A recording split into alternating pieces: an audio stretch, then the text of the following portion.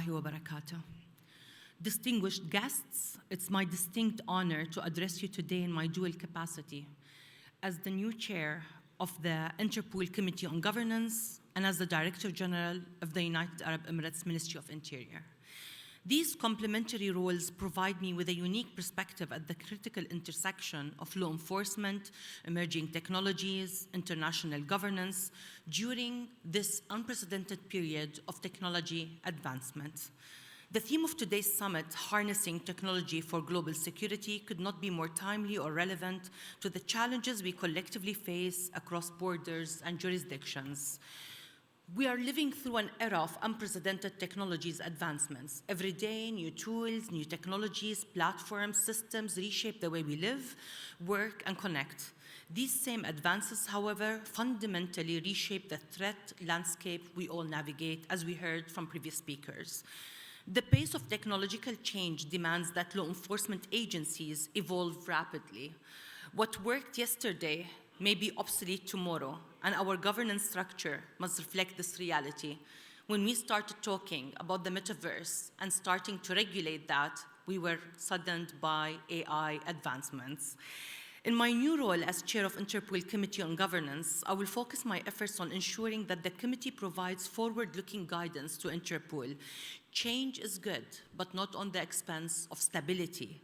We need to provide forward-looking guidance to how governance rules and operational frameworks enable to remain at the front of law enforcement responses to evolving technology threats. We need to govern technology, but not stifle innovation. The scale of our challenge is immense. In 2023 alone, Interpol's 19 global databases were searched over 7 billion times. It's an average of 20 million searches every day, demonstrating the extraordinary velocity at which modern law enforcement must operate. Cyber criminals are increasingly sophisticated, agile, and well-resourced, exploiting everything from encrypted messaging and the dark web to artificial intelligence, deepfakes to commit crimes across multiple jurisdictions simultaneously, and focusing on vulnerable communities such as children, women, and elderly. For example, Operation Synergy in late 2023 that was led by the United Arab Emirates, what targeted phishing, malware, and ransomware attacks, led over 30 arrests and the takedown of 70% of over 1,300 malicious servers worldwide. This operation exemplifies the borderless nature of today's criminal threats, and it complements what was said in the session on financial crimes earlier today. Law enforcement cannot be an afterthought in the development of new technologies. We must be at the table from the outset, working with private sector to ensure that public safety, privacy, and security are embedded by design. Prevention is always more effective than recreation. The online exploitation of children represents one of the most disturbing examples of how technologies can be misused, and is an area I've been working in since 2014. The scale is staggering. Let me give you an outcome. In 2010, there were approximately 100,000 reports of child sexual abuse material around the world. By 2023, that number changed from 100,000 reports to 36.2 million reports globally. The numbers are staggering. Each case can involve hundreds and thousands of images and videos of children, overwhelming investigators who must manually review the traumatic content, creating both operational bottlenecks and significant psychological burdens. And the victim is still being victimized until the law enforcement reach them. Sometimes it's months, sometimes it's years. The United Arab Emirates, in partnership with UNICRI, has responded to this challenge by launching AI for Safer Children Global Hub, which now provides law enforcement in over 100 countries during the past 3 years alone with access to more than 80 cutting-edge AI tools. Some of them are free of charge for countries that cannot provide or purchase AI tools to help them with investigation.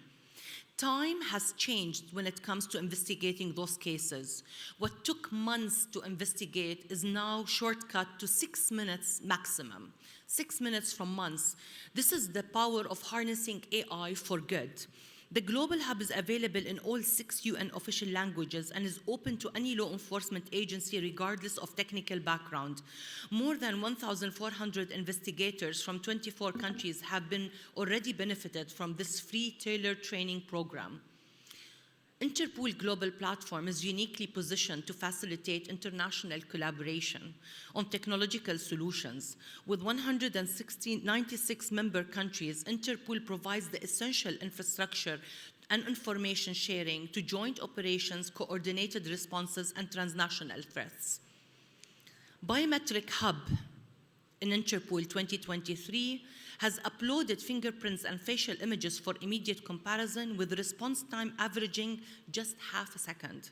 This is the power of technology when it's used in a way that is governed by ethical design.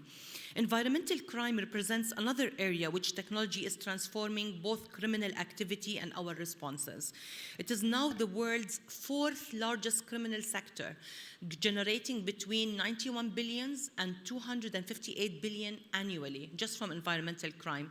And it's rising at the rate of 2 to 3 times faster than the global economy.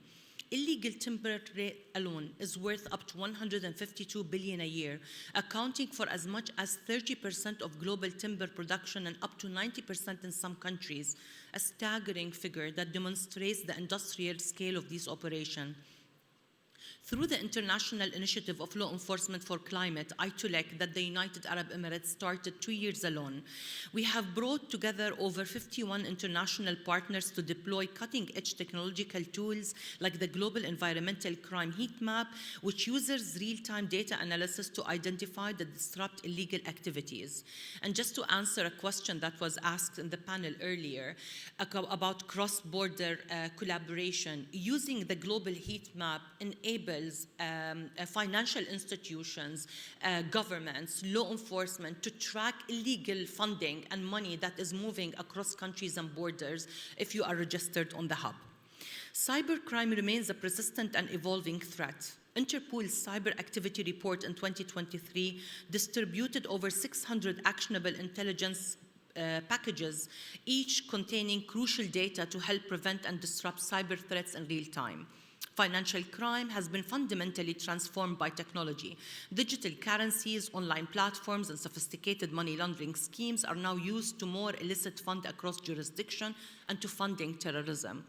The UN estimates that losses in government revenues due to environmental crime alone accounts for at least 9 to 26 billion annually for countries and continents. As threats become more transnational and cross-cutting, our response must be equally integrated and collaborative. I urge technology companies to view law enforcement not as a barrier for innovation, but as a vital partner in building secure, resilient digital ecosystems. Trust, transparency, and shared responsibility must underpin our relationship between public and private sector if we want to address these evolving threats effectively. Within Interpol, we are comprehensively reviewing our governance framework to ensure the organization remains at the cutting edge of global policing. Again, change is inevitable, but not at the expense of stability. This means not only updating our rules and procedures, but also fostering a culture of innovation, inclusivity, and continuous learning. We are working to harmonize legal frameworks and promote best practices across jurisdictions so that criminals cannot exploit gaps between different national systems, a critical element in addressing transnational crime. My vision is for Interpol to be a driver of innovation and collaboration and not to stifle innovation. We need to empower law enforcement agencies worldwide to protect communities in the digital age. I want our governance to enable, not hinder, swift and effective action against new and emerging threats. In closing, I call on all stakeholders, governments, industry, civil society to join us in this essential mission. Together, we can ensure that technology serves as a force for good and that law enforcement remains a vital partner in safeguarding our communities, whether online or offline. By working together across sectors and borders, we can build safer, more secure, and more just world for all citizens in the digital era. And with conferences like these that brings us all together, we can exchange ideas and share information and knowledge that can help us perform better. Thank you very much.